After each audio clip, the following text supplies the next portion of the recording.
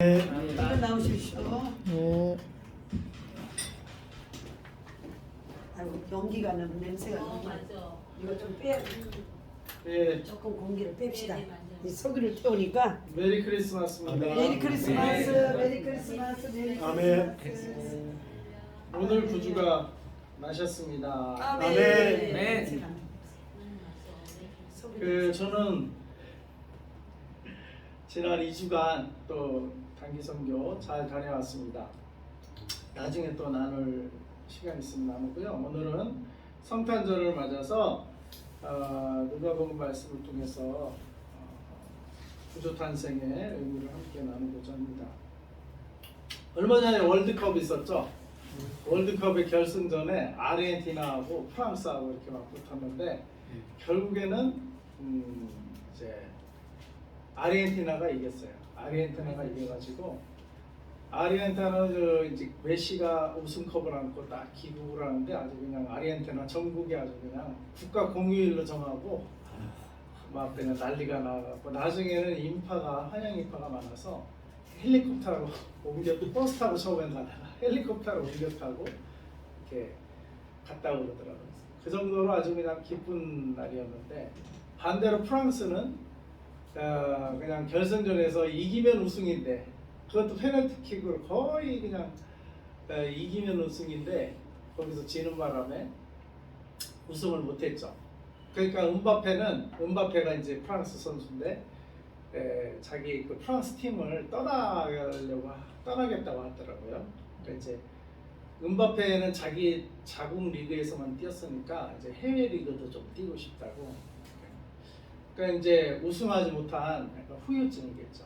소속팀을 좀 떠나겠다고. 반대로 메시랑 은바페랑 아마 같은 팀이거든요. PSG라고. 근데 PSG는 사실은 은바페를 주축으로 팀을 구성하려고 했는데 메시가 우승하는 바람에 메시를 주축으로 하고 은바페는 서로 경쟁 상대니까 떠나겠다고. 은바페가 팀을 떠나고 메시 중심으로 팀을 꾸린다고 구단은 또 그런 소식도 들리더라고요. 아무튼 세상의 소식은 이렇게 한쪽이 기쁜 소식이면 그 반대쪽은 기쁘지 않은 소식이에요. 슬픈 소식이에요.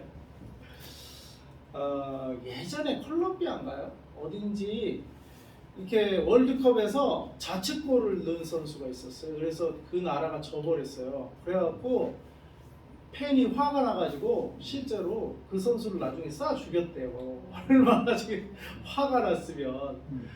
그러니까 이게 축구만 해도 축구는 자기네가 지면 한 나라는 그렇게 슬픈 소식이 되고 또 다른 나라는 기쁜 소식이에요. 우리나라도 어때요? 일본과 만약에 축구를 했다. 또 월드컵에서 만약에 만났는데 이기면 기쁜 소식이지만 지면 슬픈 소식이에요.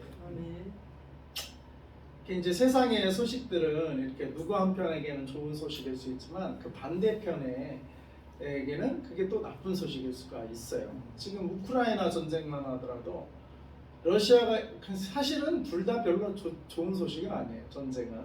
근데 하여간 그래도 종전이 됐을 때 어느 한쪽이 이기면은 그나마 명분이 서겠지만 만약에 전쟁도 했는데 또 지기까지 했으면 그 반대편은 또 슬픈 소식이겠죠. 그런데 오늘도 오늘 보니까 천사가 목자들에게 그 지역 목자들에게 한 소식을 전해주셨어요. 한 소식을. 그 소식은 다름 아닌 구주 탄생, 예수 그리스도의 탄생을 말하는 성탄의 소식을 전해줬는데 과연 이 소식은 어떤 의미가 있을까 우리가 함께 살펴보고자 합니다. 먼저 1절에 보면 여러분이 주보를 보시면 주보 한 장만 줘 주보 보시면 주보에 거기에 이제 성경 공부식으로 열어보시면 1번 먼저 요셉이 마리아와 함께 어디로 또 왜 이동해야 했나요? 자, 1절에서 4절까지 읽어보면 그 당시의 상황이 나옵니다. 그때 바로 예수님이 탄생하는 그 시대에 가이사 아우구스도가 영을 내려 천하로 다 호적을 하였으니 영어로 보니까 in those days Caesar Augustus issued a decree that a census should be taken of the entire Roman world. 그 당시에 로마가 세계를 지배했어요. 이건 뭐 우리가 세계사에서 다 한 번쯤 들어본 이야기죠. 로마가 다 그 당시 유럽과 지중해 전반적으로 북아프리카까지 로마가 지배를 했었을 때 황제가 누구냐면 가이사 아우구스투스, 시저 아우구스투스가 황제였어요. 근데 이 사람이 텍스를 매겨야겠다. 이 제국을 운영하려니까 군사비도 충당해야 되고 하니까 텍스를 매기려고 인구 조사를 실시했어요. 그래서 이 황제 그 당시 유대 땅은 이스라엘 땅은 이 로마의 식민지였어요. 그러니까 로마가 명을 내리면 전 국민이 다 그걸 따라야 돼. 전 국민이. 그래가지고 어떻게 됐어요? 3절에 모든 사람이 호적하러 각각 고향으로 돌아가며. 그러니까 하나도 예외가 없어요. 다 따라야 돼. 근데 이때 2번 마리아의 상태가 어떤 일이 벌어졌나요? 마리아의 상태가 이때 어땠죠? 5절에 보니까 그 약혼한 마리아와 함께 호적하러 올라가니 마리아가 이미 잉태하였다. 그러니까 이 가이사 아우구스토의 그 영이 얼마나 강력했냐면 모든 사람이 예외 없이 호적하러 가야 돼요. 그러니까 뭐 만삭이 됐든 잉태가 됐든 말았든 일단 이 명령을 수행을 해야 돼요. 그러다 보니까 요셉이 누구의 그 족보가 어디 족속이에요? 다윗의 족속입니다. 다윗의 족속인 거로 다윗의 동네 곧 어디예요? 베들레헴. 다윗의 동네로 호적하러 간 거예요. 호적하러. 그 만삭인 그 마리아를 데리고 호적하러 가야만 했어요. 그러니까 그 당시 이 역사적인 상황은 시저 아우구스투스가 로마 제국의 모든 영토에 있는 인구는 다 그 호적을 해라. 그리고 그 호적에 따라서 텍스를 매겨서 이 로마 전 제국을 이제 군사비도 충당을 해야 되고 행정비도 있어야 되고 이 충당하기 위해서 텍스를 매기려고 이 일을 한 거예요. 그래서 마리아의 상태가 이게 만삭이었지만 올라가야 됐어요. 그래서 5절에서 7절까지 그 약혼한 마리아와 함께 호적하러 올라가니 마리아가 이미 배가 부른 마리아를 데리고 그 원래 뭐예요? 나사렛 동네에서 4절에 보면 요셉도 다윗의 집 족속이고 갈릴리 나사렛 동네에서 유대를 향하여 베들레헴이라는 다윗의 동네요. 그러니까 자기네 살던 동네는 갈릴리 나사렛 동네예요. 근데 호적해야 할 곳은 어디예요? 저 유대 땅 베들레헴. 거기가 다윗의 동네. 자기 조상 다윗의 동네로 호적하러 북쪽 갈릴리에서 저 남쪽 유대 땅 베들레헴까지 그 만삭인 그 사람을 데리고 옛날에 뭐 자동차가 있었겠어요? 뭐 비행기가 있었겠어요?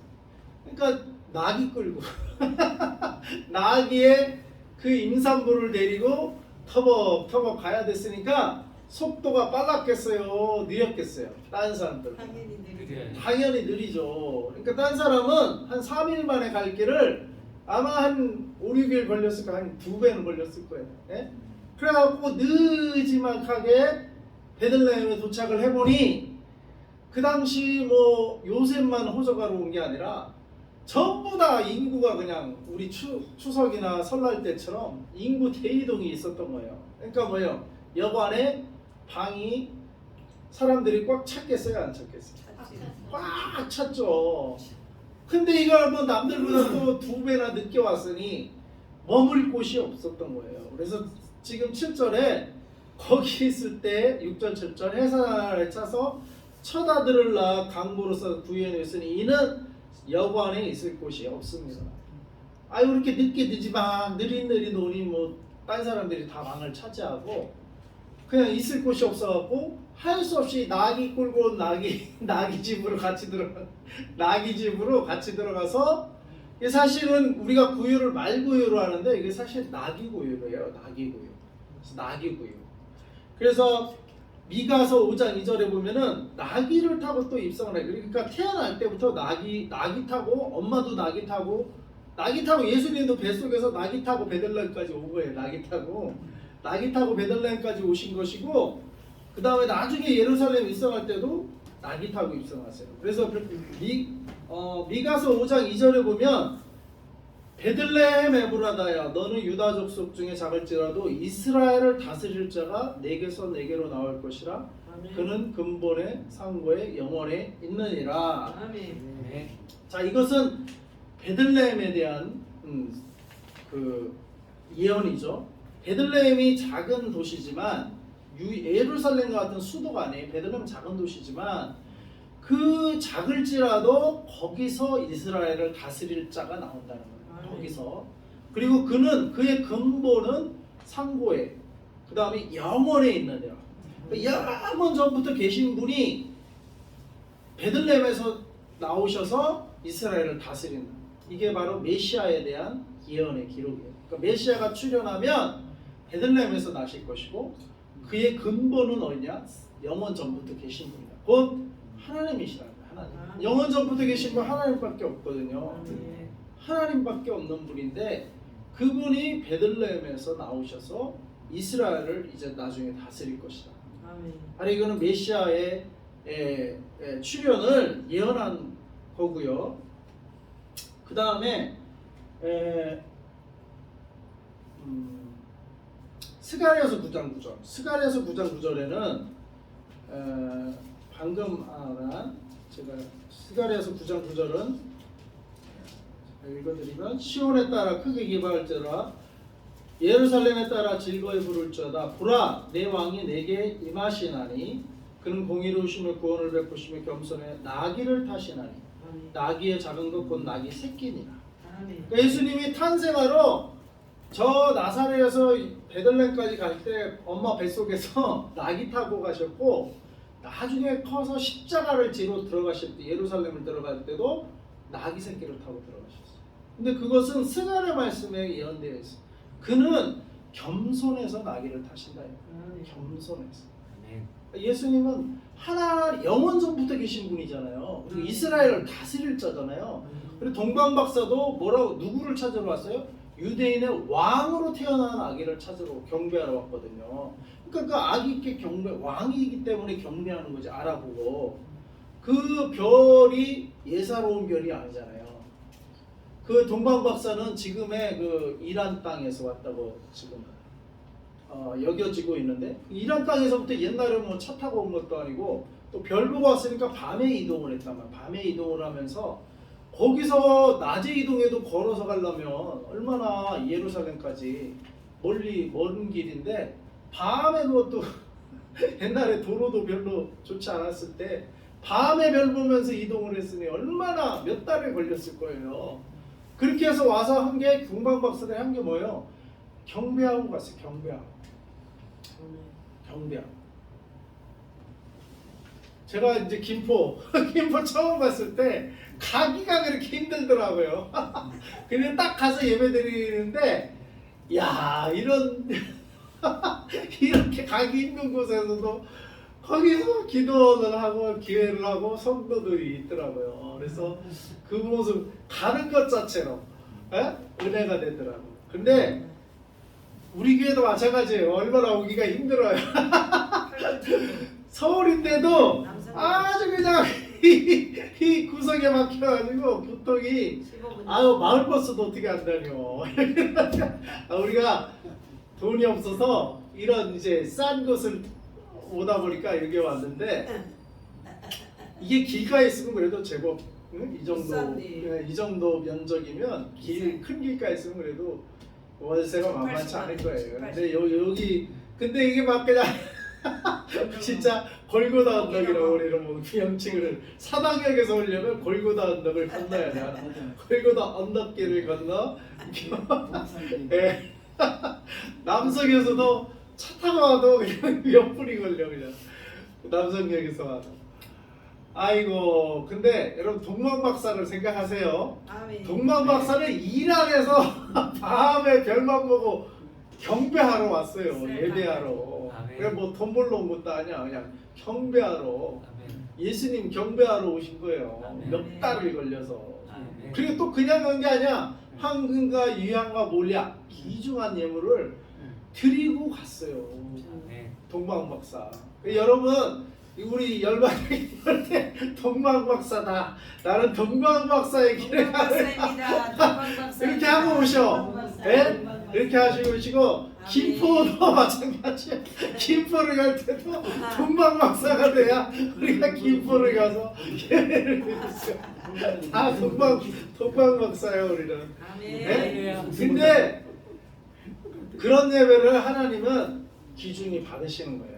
어차피 우리가 예배는 사람한테 보이려고 하는 거고 가는 것도 아니고 내 만족을 위해서 가는 것도 아니에요. 예배는 서비스예요. 영어로는 서비스.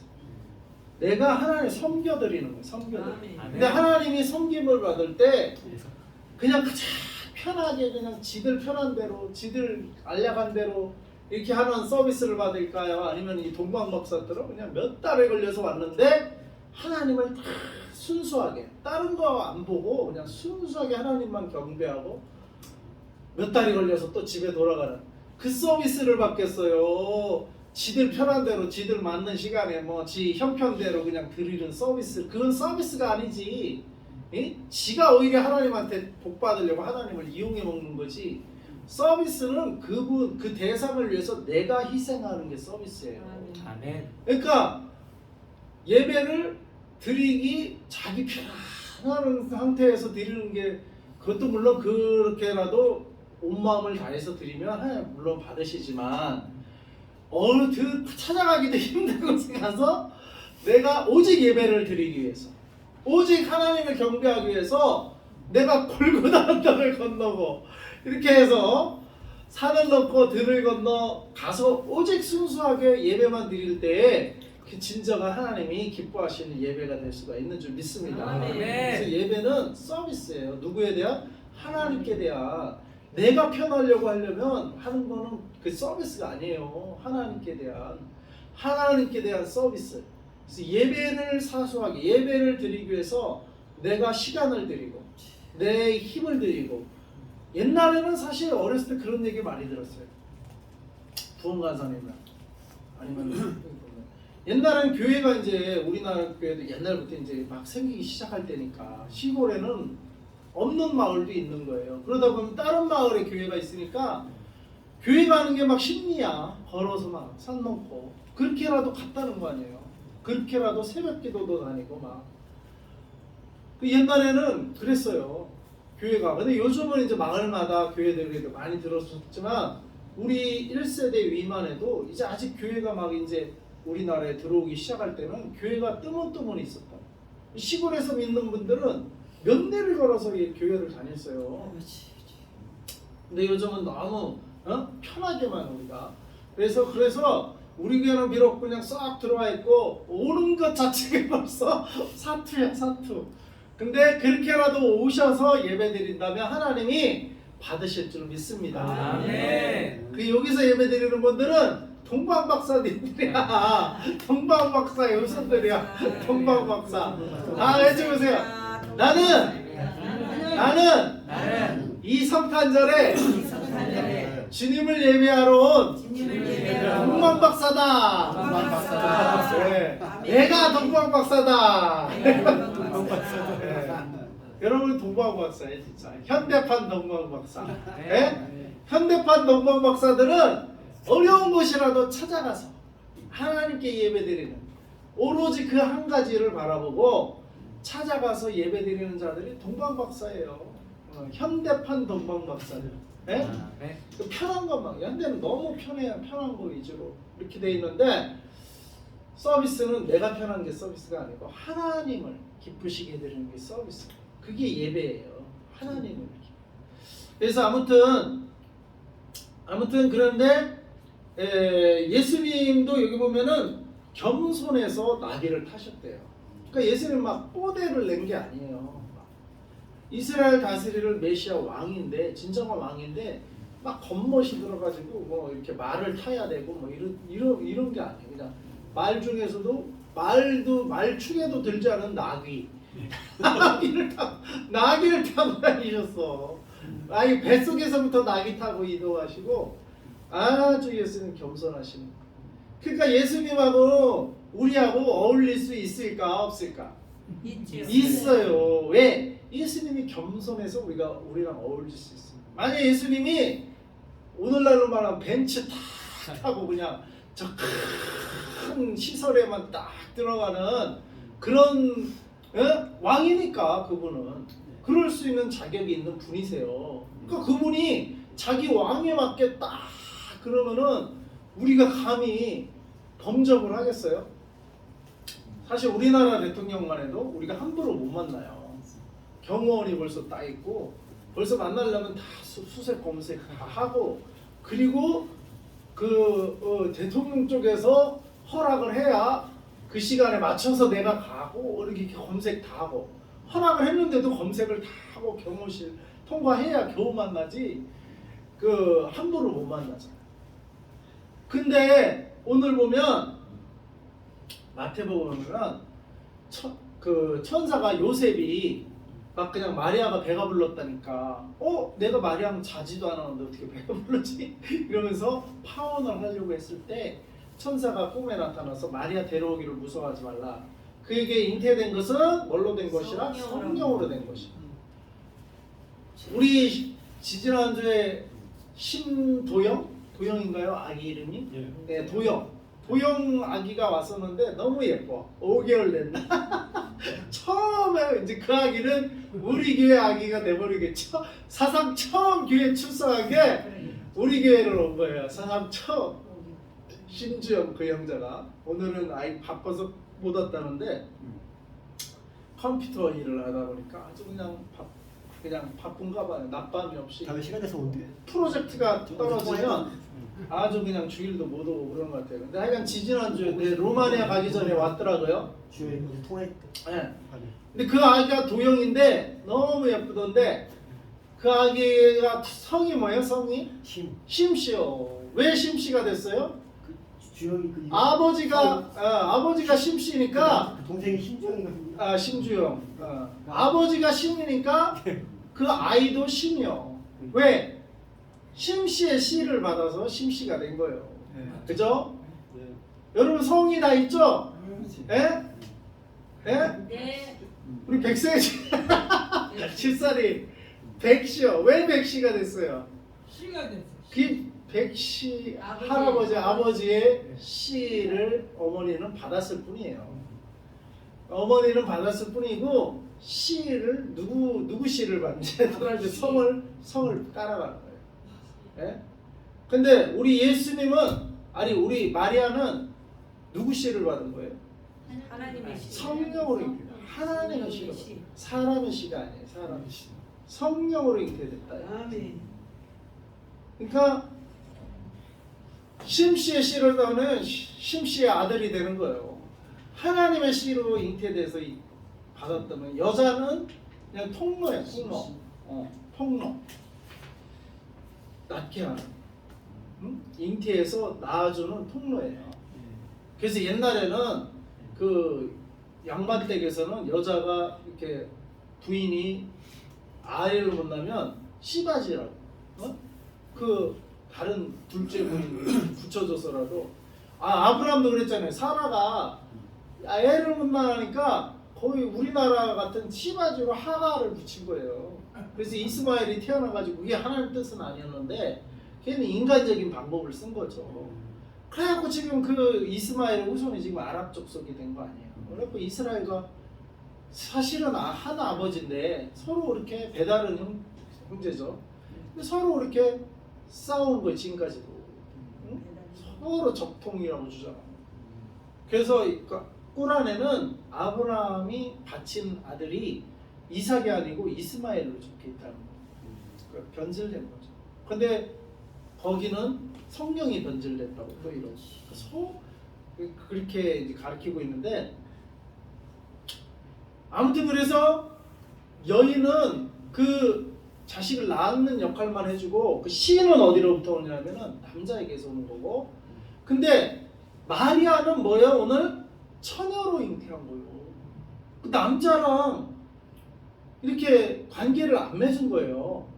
그런데 아들 예수를 낳게 된 거예요. 아멘. 그러니까 요셉은 당연히 요셉도 아니 저 딴 남자는 나랑 약혼했는데 다른 더 좋은 남자가 생겼나 보다. 그래서 이렇게 요셉은 오늘 마태복음 보니까 가만히 끊으려고 했다고 했어. 끊으려고 했다. 가만히 의로운 사람. 보통 사람 같으면 가서 그냥 화풀이하고 그냥 싸대기 때리고 이게 나랑 약혼하고 딴 남자랑 바람을 펴? 이랬을 거예요. 어?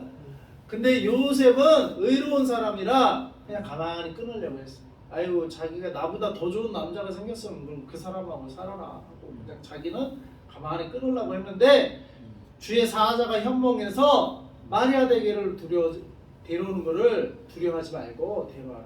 왜? 다른 남자를 만난 게 아니고 뭐예요? 하나님의 성령으로 잉태된 것이다. 하나님의 시라는 거예요. 마리아를 단지 사용하시겠다는 거야 하나님이 마리아를. 근데 이것은 언제부터 기록된 거예요? 뱀을 선악과다 먹어서 뱀을 저주할 때 하나님이 내가 너로 여자 원수가 되고 여자의 후손도 너의 후손과 같이 원수가 되게 하리니 여자의 후손은 너의 머리를 박살낼 것이고 너는 그의 발꿈치를 이렇게 상하게 할 것이다 라고 말했잖아요. 하나님 이렇게 말했는데 거기서 여자의 후손이 누구냐면 여자의 후손 모든 인류는 지금 말한 것처럼 남자의 씨를 받아요. 그래서 남자의 성을 따라가요. 그러니까 모든 인류는 남자와 여자의 후손이에요. 부모님의 사이의 후손이라고요. 근데 남녀의 후손이 아닌 유일하게 여자만의 후손. 여자의 후손. 여자의 후손. 남자가 끼어들지 않은 여자의 후손이 올 것이고 그가 사탄의 머리를 박살낼 것이다 라는 거예요. 그걸 우리가 원시복음이라고. 원시복음 최초의 복음. 이게 복음이에요. 복음. 그래서 여러분이 이메일을 들어가려면 비밀번호를 쳐야 이메일 들어가죠.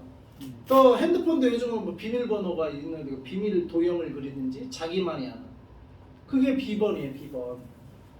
하나님도 비번을 만드셨어. 메시아를. 아무나 메시아가 되는 게 아니고 여자의 후손이 메시아가 될 것이야.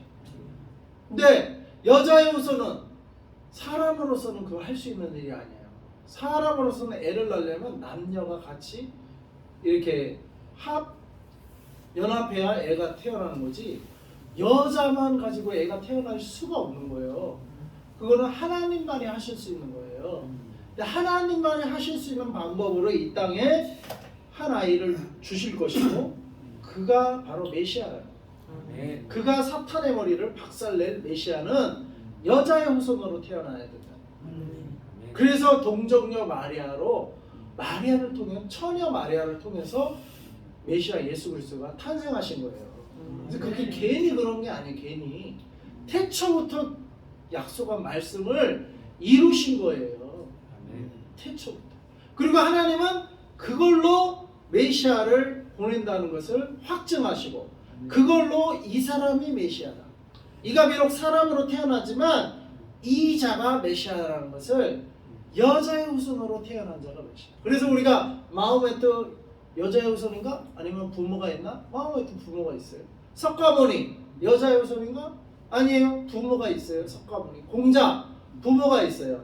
이만희 지가 거의 다른 보혜사급으로 이렇게 대접을 받는데 이 시성을 가진 아버지가 있단 말이에요. 그러니까 신천지. 그러니까 메시아가 될 수가 없어요. 메시아는 하나님만이 하실 수 있는 방법으로 이 땅에 태어나야 그가 메시아가 되는 거예요. 아무나 메시아라고 삭삭삭 말을 꼬여가지고 지가 메시아라고 이만희처럼 한다고 그 메시아가 되는 게 아니에요. 태어날 때부터 하나님만이 하실 수 있는 방법으로 출생부터가 하나님이 하셔야 메시아로 태어나는 거지. 빨리 우리랑 똑같은 사람으로 태어나놓고 뒤에갖고 성경이 속닥속닥 해서 어떻게 꼬여갖고 결론은 자기가 다른 보혜사다 이래가지고 신천지를 만들어 버렸어요. 와, 그 세력이 얼마어마하다고만요. 그래서 야 정신 바짝 차려야 돼. 제가 루마니아에서 금포 저 인천공항에 떨어져서 이제 사당역에 와서 이제 버스 타고 올라가는데 사당역에 내리니까 처음으로 나한테 접근하는 사람이 신천지야 신천지. 그래갖고 내가 그 신분을 주면서 그래서 내가 받아봤어요. 뭐라고 했나? 근데 수료식을 하는데 그냥 잠실 경기장 이제 꽉 찼어요 그냥. 졸업색을 입은 10만 명이 졸업을 했대. 10만 명. 와. 그래서 이번에 졸업한 사람이 그러니까 매년 그렇게 졸업을 하면 이게 무슨 난리예요 이게. 와. 이게 지금 심각하더라고요. 그래서 우리가 좀 정신을 좀 차려야겠다. 그리고 이 추운 날 그 지하철을 전도하는 사람이 신천지예요. 근데 왜 우리 정통교회 진리를 가졌다는 우리는 이 추운 날 수많은 교회가 있는데 왜 전도하러 나와서 하나도 없고 신천지만 나와서 전도하고 있어요. 자, 그래서 이단도 전도를 많이 하니까 이렇게 풀어나는구나. 확실히 우리가 전도를 좀 해야지. 이게 안 되겠구나. 그래서 좀 경종을 다시 좀 정신을 좀 우리가 차려야 된다. 그래서 결정을 해야 되겠다. 우리 경쟁 상대는 누구냐? 신천지, 신천지. 아멘. 우리 교회는 딴 교회랑 경쟁하고 싶은 마음은 별로 솔직히 별로 없었는데 아니면 뭐 다른 교회도 부흥하면 되니까. 근데 신천지를 보니까 안 되겠더라. 신천지를 능가하는 우리 교회가 돼야겠다. 그런 비전을 가집시다. 아멘. 우리의 경쟁 상대는 이제 신천지가 될 것입니다. 우리도 신천지보다 더 큰 하나님의 사역을